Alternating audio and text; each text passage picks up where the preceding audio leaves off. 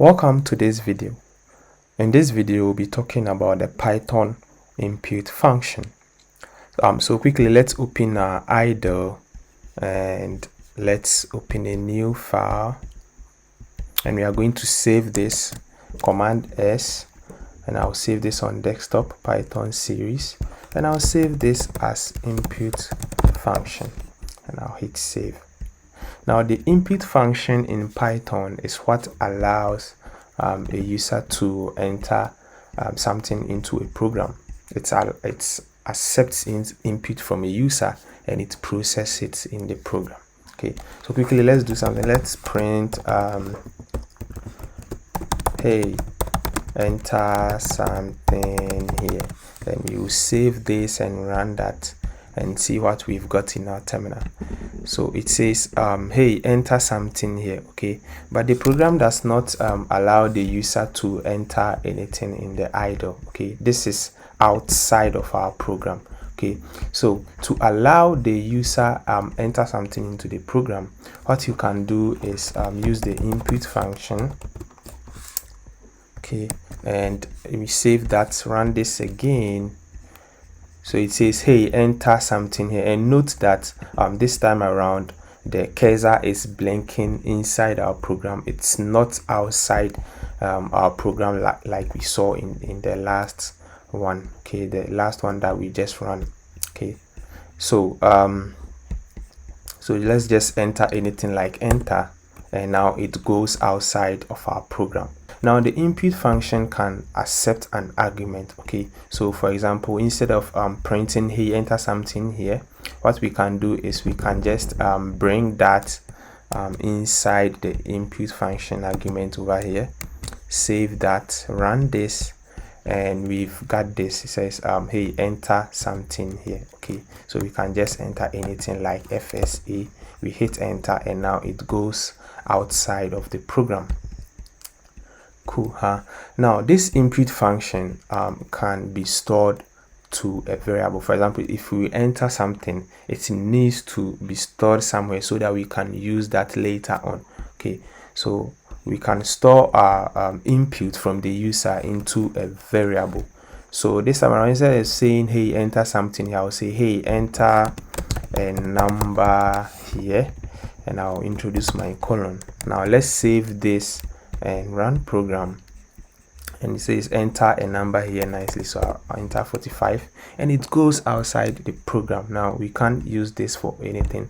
Now if you want to use the 45 for something, unless we store it into a variable, so I'll declare a new variable, say number 1. Okay, and I'll assign the input function to number 1.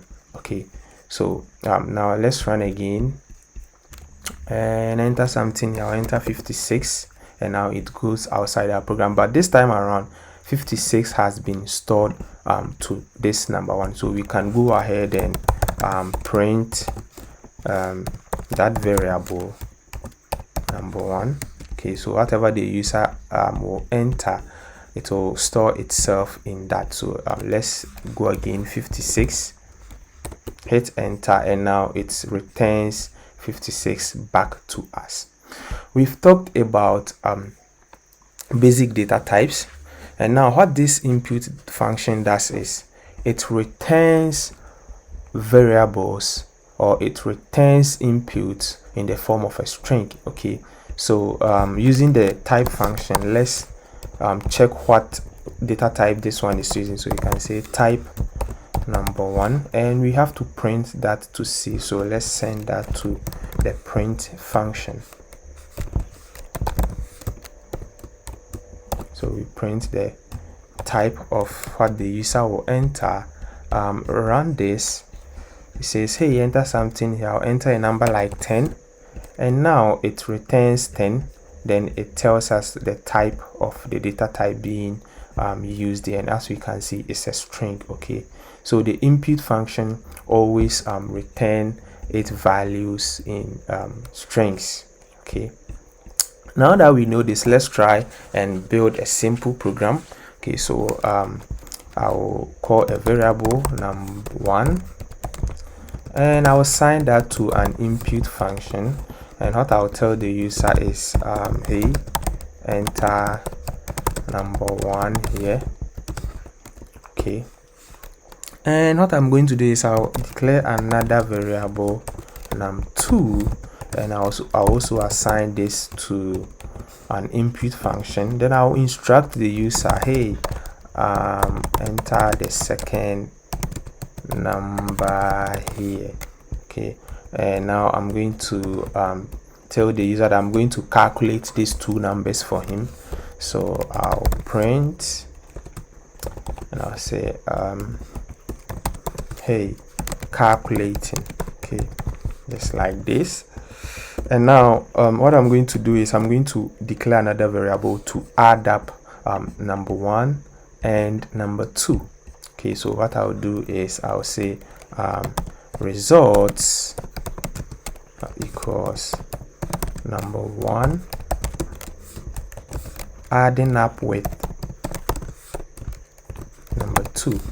That's cool, huh? So now we can print results. Okay, but this is what we are going to do. We are going to say sum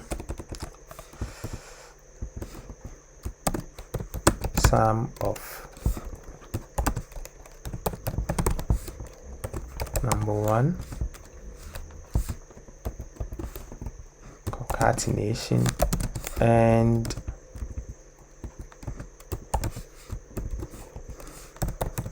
number 2, that one should be a variable. Number 2 say is results. Okay, so the sum of number 1, which the user will enter here, and number 2 is results. Now if you go ahead and run this program, let's save this and run, obviously we should get some errors here. And yes, hey, enter a number here.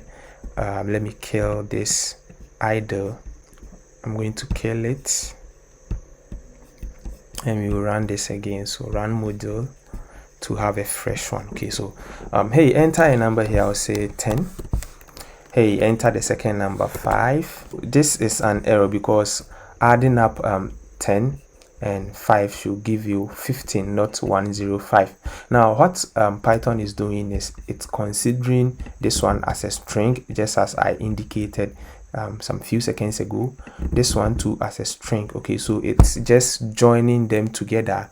So now what we can do is we have to initialize this to be an integer. So to do that, what we need to do is wrap this input over here. Okay, we have to wrap that with the integer function, so as we can convert whatever the user will enter for num1 into an integer. So we say int, and we will wrap that one up with the first input, and we will do same for the second one. So int over here, and we will wrap that up over here. Now let's save this and run again. We should get some errors. It's good to be getting these errors. It will help us learn. So I'll enter 10 for num1 and 5 for num2, and it says, oh, can only concat strings, not integer to strings. You should know this was coming. Okay, so what is happening here is that now we have num1 being an integer, not a string anymore. We have num2 also being an integer, not a string anymore. Okay, so now when it adds num1 and num2 together here, let me show line numbers. Why does this always go away?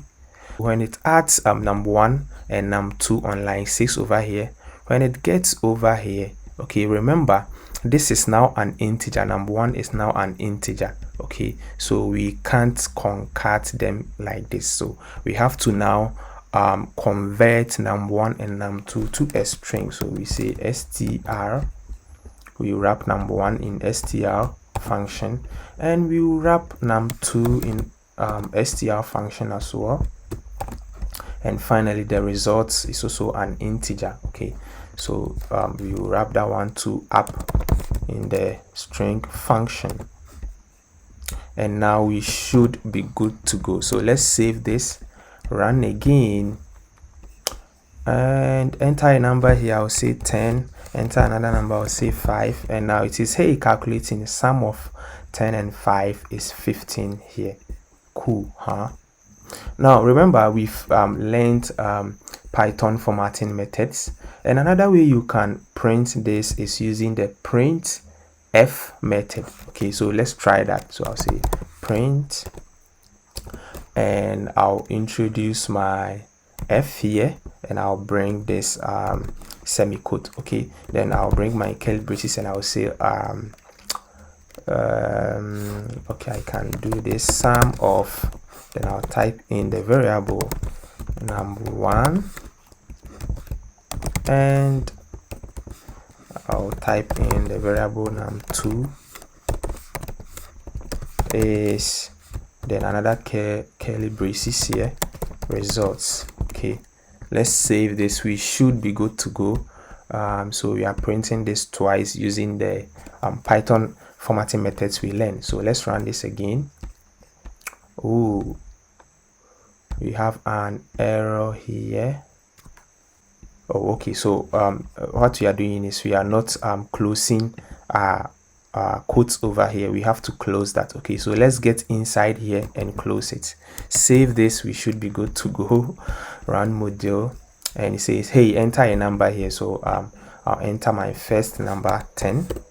Hey, enter the second number, which is 5, and it says sum of 10 and 5 is 15 for the first one, the concatenation method, and again it says sum of 10 and 5 is 15 for the printf method. I hope you enjoyed this video. Make sure you see me in my next one. Have a wonderful day.